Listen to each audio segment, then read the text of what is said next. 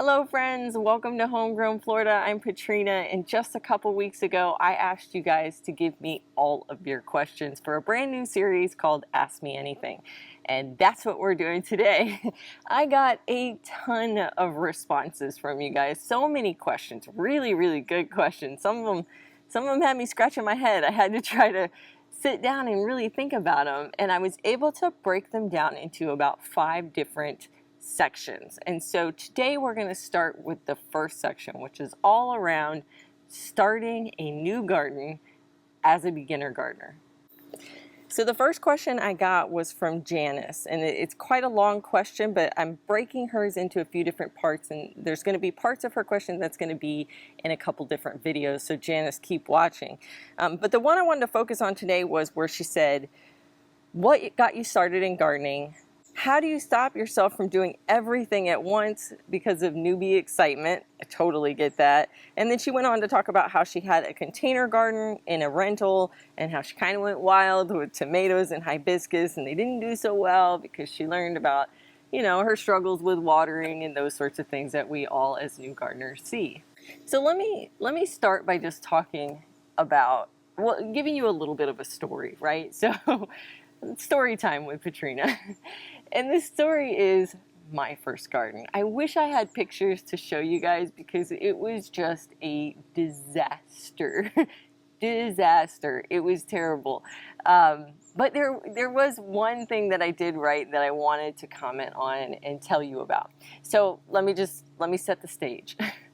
I was in Home Depot with my husband, and he was in the tool section, and I wandered my way into the garden section. That is actually how I got into gardening, was I wandered into the gardening section of Home Depot because I didn't want to walk through the regular Home Depot with my husband. And so I'm looking at all these pretty plants and these flowers, and I'm like, I don't know what any of these are, but then I stumbled upon their vegetable section, and I'm like, I know vegetables because I already liked cooking. And so I picked up, I don't remember, maybe 5 different kinds of plants, and one of those plants was a jalapeno pepper. There's a reason why I remember just that one plant, and that's because that plant had a serious will to survive, and all the other ones did not, because all of them died, except for that jalapeno plant. So I get back home with these little baby plants, and I decide, and I have no idea why, because in my mind now I'm like, what were you thinking? I decided to stick those plants dead center in the middle of my yard. Big green grass yard, nothing else, right? No flower beds, no garden beds, no containers, no raised beds, no nothing, no rows, no pulling out the grass, nothing. I literally took a post hole digger because I didn't even own a shovel, and I dug a hole in the dead center of my yard and put these, I think, 5 or 6 plants in. And I was really good for like the first week or 2 of watering them, and then after that I pretty much got busy with life and kind of ignored them. As you can imagine, with terrible sandy soil and grass encroaching upon the plant and not watering it properly, and by the way, it was June, I had very terrible success with that garden. My dogs would go out and run around and trample the plants, and pretty much everything died within about the first week or 2. All died except for that jalapeno pepper plant, which if you've been watching this channel, you know I don't like spicy food, so I don't even know why I got a jalapeno plant. I just got one. And curious little note there that I actually never ate a single pepper off that plant because I don't like spicy, and it did produce like incredibly spicy peppers. Not that I ate them, but other people told me that, as well as I needed gloves to pick these fruits off because they were so spicy, just touching them with my fingers burned my hands. This little jalapeno plant really had a will to survive that I, to this day, have never ever experienced a plant that had this kind of will to survive. Even though I rarely watered it, it didn't get a drop of fertilizer.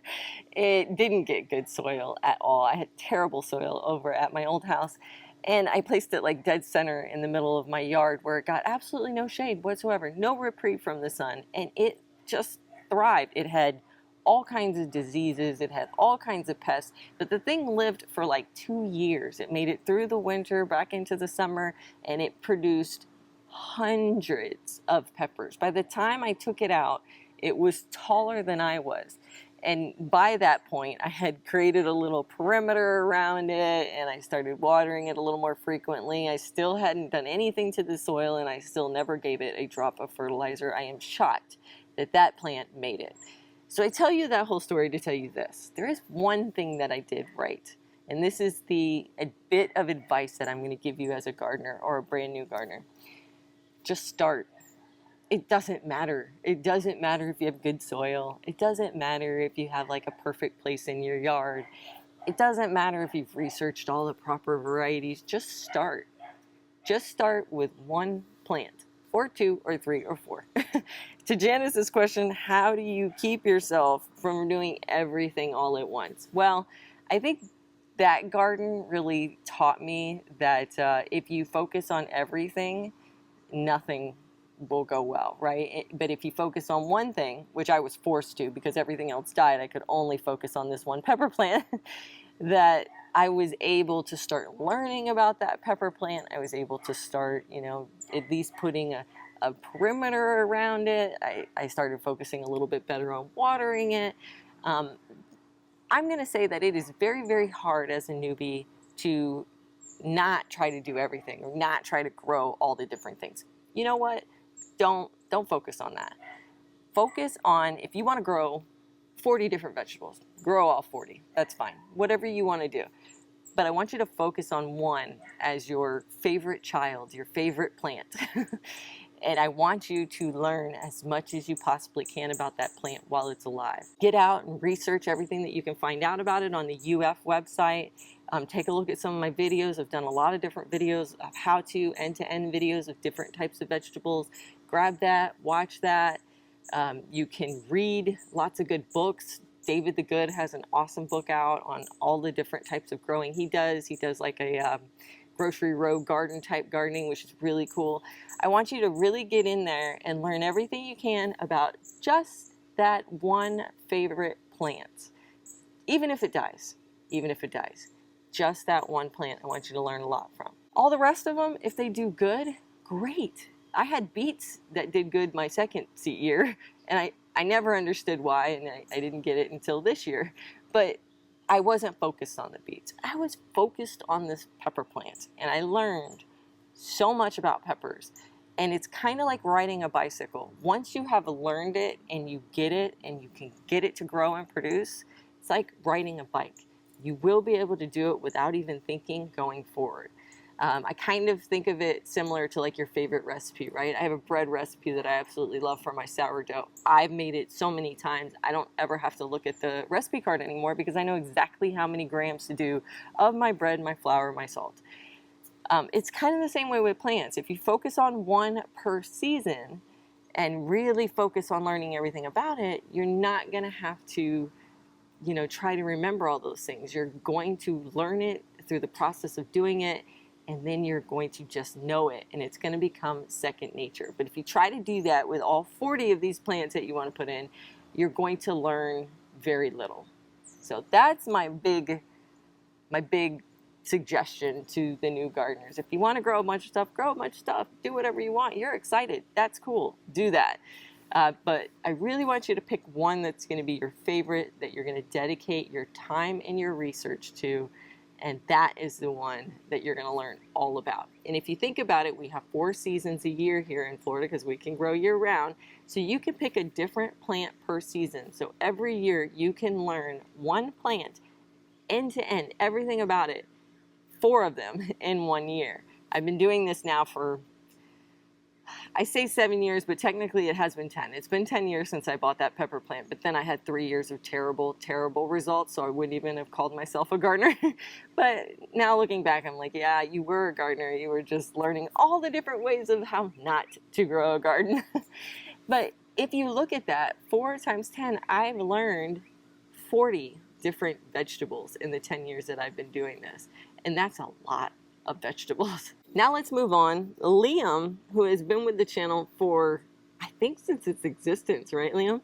But Liam asked a question, what is the essential skill sets required to be a successful gardener? How do you know if you have what it takes? And where does one acquire the necessary skills? And then he asked another question about why aren't you pursuing self-sufficiency? So we'll talk about that next. I sat down, I took a lot of time on this one because I thought to myself immediately, oh, patience. Patience is a skill set that you really want to have, or a character that you really want to have, but not really, because I know a lot of gardeners that aren't super patient. And then I thought, attention to detail so that you can monitor the plant to make sure it's doing all the things it should. And I'm like, well, not really, because some plants, if you start them out right, like during my, neglected garden summer, which I do every year now, I don't pay attention to those plants. I don't really care what happens to them, and they're going to grow or they're not going to grow. So attention to detail isn't necessarily 100% required either. And when I get down to it, I had to think about what kept me going those first 3 years when I could not grow anything but that pepper plant. And honestly, the only thing it was passion. Passion. That's what it comes down to.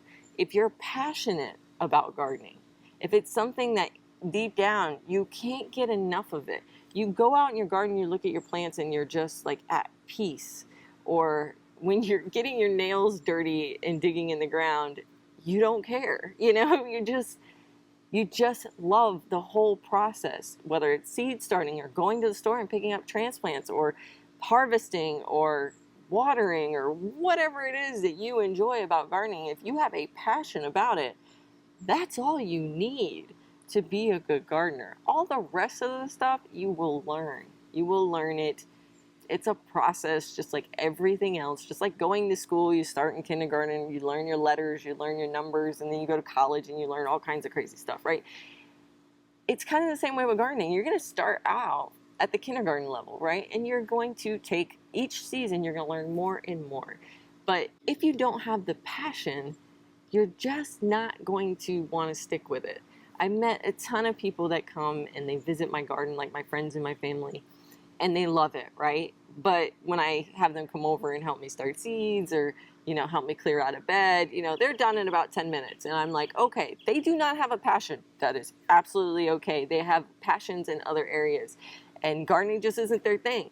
So they would not probably enjoy it like I do, where I have stuck through the hard times and I have cried over dead plants and I have literally yelled in my backyard happy with joy and triumphance when I actually got something to grow. Something that's been hard, something I've been trying for 10 years, like y'all should have seen me the other day when I was telling you about those beets. When the camera went off, all I did was sit there for probably a half an hour telling these beets what good little beets they are.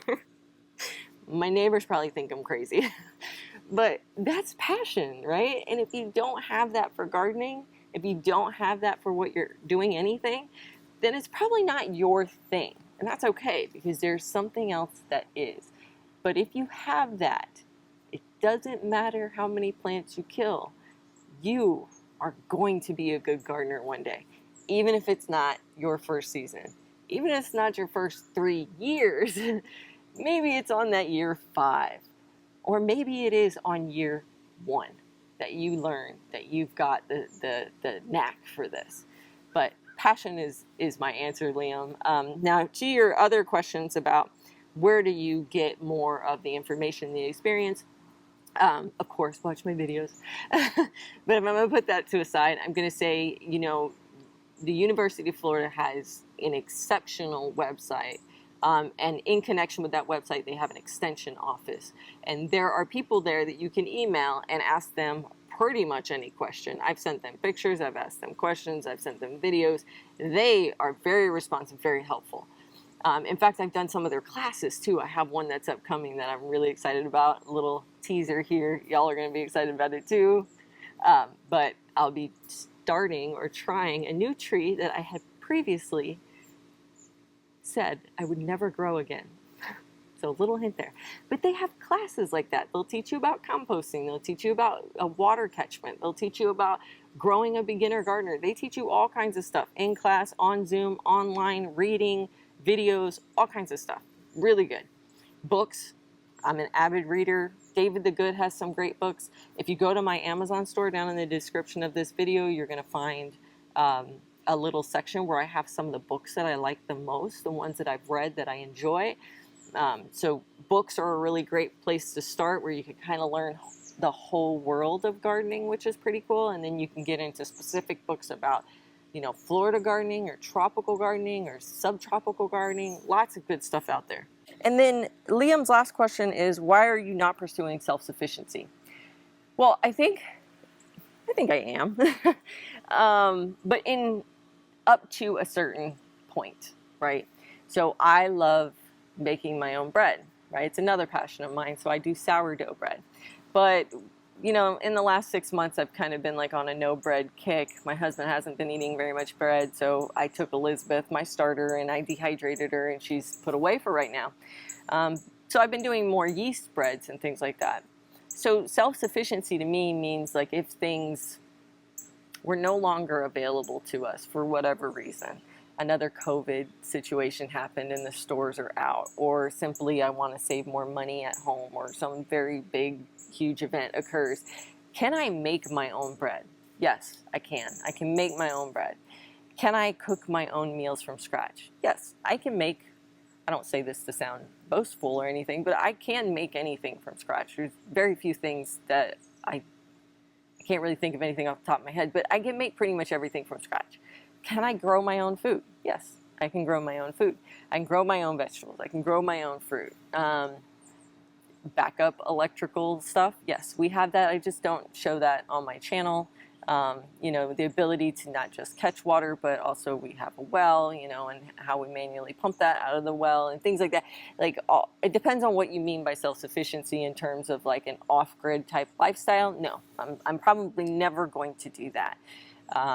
I'm just at a point in my life where I feel like if I like my creature comforts, I like that if I want to make bread, I can make bread, or I can go up to the store and grab a loaf of bread. I like that I can grow all my own vegetables, but I also like that when broccoli is not in season here, I can go to the store and get some broccoli. I don't, and I probably won't get into, I hate to say won't, I'm not going to say never, but I'm not anywhere near having animals on my property. There's a couple reasons. One, there's only one type of animal that's allowed in my county, and that is chickens. And right now we do those RV trips, and so I'm away for an extended period of time. It's not like a week. It's like 2, sometimes 3 months that we're away, and I don't feel like that would be appropriate, owning animals that I can't take with me. So at this point in my life, we're probably not going to have any kind of animals. So that's an area of self-sufficiency that we have not gotten into, and that we probably won't. And that's okay with me, because if something serious did happen, we have eaten vegan and vegetarian for a lot of times. I'm not vegan, I'm not vegetarian, not at this moment. I'm still eating meat. But we have gone through periods of our years together where we have gone vegan or we have gone vegetarian and ate completely plant-based, and we're just fine. So I could survive that way if needed. So I think the definition of what self-sufficiency means to you and me might be different, and that's perfectly okay. We all live by our own set of definitions. But I think as long as I have acquired that skill and I learned it, I feel good that I know that I can do it, and I refresh myself every couple of years. And, you know, that we have these little backup systems when it comes to water or electricity and things like that. That's good for me. I feel comfortable in that place. And I really enjoy the convenience of the grocery store down the road from my house. Very much enjoy that convenience. Now let's move on to our last question, which is, how is your Florida native garden growing? This is from Coral. I would love an update on your Florida native friendly garden you did with the Wild Floridian Jacqueline, my buddy. It's a goal for her to slowly add ornamentals and pollinator friendly plants.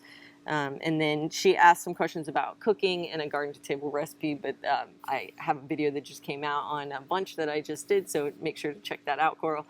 But the garden is the native garden specifically. I have a native garden in the back and I have a native garden in the front. So the one in the back looks a little rough right now because I just cut it back. During winter, several of the plants died back, and they died to the ground and they got kind of wimpy and small, and so they didn't look super great. I cut them back recently, and you can start to see a lot of the new growth, and almost everything seems to be coming back. I just have a couple milkweeds that have not sprouted yet, but seeing as some of them actually did, I'm suspecting that all of them will. Now, the Coreopsis didn't ever die back. It got a little bit crappy looking, but it never completely died back. The starry rosinweed did die back, but it's clearly coming back now. So they have done exceptional. And other than just me worrying whether or not they were going to come back, that's about as much effort as I put into these plants, because they just, I mean, they didn't require anything. I haven't really watered them. I haven't given them fertilizer. I haven't done anything. The only thing that I did was prune them back because I didn't like that they were looking really scraggly and stuff. But you don't even have to do that. They'll grow just fine if you don't. Now, the native garden that I have up front has had a little bit of changes or differences. So the part where I have my firebush and my Stokes aster has done fantastic. The firebush looks amazing. It's huge. It's getting big and bushy and beautiful. And the Stokes aster is really bloomed beautifully and bloomed pretty much through the whole winter. It slowed down a little bit, but I mean, there was blooms out there all the time. Now, the blue-eyed grass and the blanket flowers, they're no more. So the blue-eyed grass did not take, and I'm fairly certain I know why. I used to have a huge camper tree in the middle of my yard. Unfortunately, we had an arborist come out because we had some concerns, and they did confirm that the tree was dying. It wasn't like a disease or anything. It just, I think we had done some things with the cutting and the manipulation that we did to our yard in the early years that kind of caused that tree to have a bad outcome. So we had to remove the camper tree. The camper tree was invasive, so it's not like a terrible thing. And I always try to look at the silver lining, right? I kind of miss the tree because it provided so much shade to the front and created this beautiful breeze, and I'm going to miss that during summer. But the one thing that it did that really helped is by taking it out, all of the plants that were in that front area that were really in a lot of shade because of that tree are now getting almost full sun, which is really cool. I can grow lots of new plants up there. So the blue-eyed grass, like I was mentioning earlier, that one, once I put it in, it lasted for a couple weeks, but I think the shade was just too much for it, and it ended up dying. I'm leaving it alone in hopes that maybe it will come back. We will see. It hasn't yet. The blanket flowers, they grew beautifully and huge, but they got a little bit too wild for my personality. I like plants that have, as Jacqueline at the Wild Floridian says, keep my crazy in a box. I want all of my plants to fit in this designated space. I want there to be placement. And the blanket flowers kind of grow wild. I mean, they are wildflower. So I did take them out, and I'm thinking of what I'm going to put there next. I have some plants that are coming, not necessarily native plants. I have some non-native plants that are pollinator friendly and maybe Florida friendly plants is what I'm getting. I think a couple of them actually are native, but a majority of them are not. I have those coming soon, and hopefully we can put those in together. I also have put in, you're going to die laughing because this is totally not a flower for Florida. I just had to try it because I think the flower is pretty, right? It's called a ranunculus. I think I'm pronouncing it right. Y'all tell me down in the comments.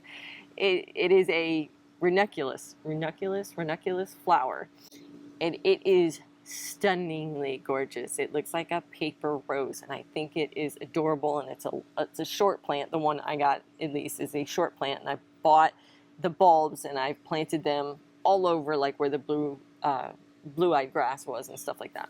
The problem with these plants is they like cool temperatures. They need cold weather to bloom. So where they came from was cold. They will have the cold weather in order to bloom this year, and I'm going to have to figure out what I'm going to do next year, if they'll even survive through our summer, because they are a plant that likes cool weather, and I am trying to grow them in a place that is not cool weather. I mean, they like long cool weather. I mean, they are for the north. These are not plants for the south. but I'm just gonna give it a shot. You know, it's all about experimenting, right? I try stuff, and if it doesn't work, okay, well, I knocked it off my list. If it does work, cool, I have something new that I can add that maybe other people don't have, and it's cool. It's exciting. So we're going to try the ranunculus. I also have some other types of lilies that are coming. I think I have like an Amazon lily and rainforest lily or something. I think I even have a tiger lily coming. I'm not sure. I bought a bunch. And so we're going to try a bunch of flowers using bulbs. And so that's what I'm going to put in the place of where the blanket flowers were. I also have the goldenrods. I had bought 3. I think 2 survived the shade. And they don't look super great right this second, but they're still alive. And I suspect that once, you know, they feel that spring is here and they start growing, that they're going to pop back up and look happy and healthy again. I strongly encourage you to get some native plants because they really are like the easiest plants to grow. Some of them are extremely pretty. I think my favorite ones are probably the firebush and the Stokes aster. Although, I forgot to mention, in these pots, I have 2 pots in the back that I'm growing vertical or vining plants. And I have a coral honeysuckle, which is a little sparse at the moment because of the winter. But the Corky stem passion vine has grown beautifully. I mean, just beautifully. It did not care about the winter. It did not care about the cold. It has done phenomenal. So there you have it. There is our first set of questions. We're going to be doing a couple more Ask Me Anything videos upcoming, probably littered in with some of my other videos. I'm going to have one on fruit trees. I'm going to have one on vegetables and when to harvest. I'm going to have one on cultivation, like watering, fertilizing, soil, all that stuff. And then I'm going to have a whole one dedicated to preserving your harvest, like how I preserve it, how I store it, how I cook with it, those kinds of things. So make sure that when you see the Q&A that you drop down and give that video a watch because your question may be included. And if you are watching this for the first time and not knowing that I was doing an Ask Me Anything, you can leave your comments below and I will try to get those included in those future videos as well. Happy gardening, guys.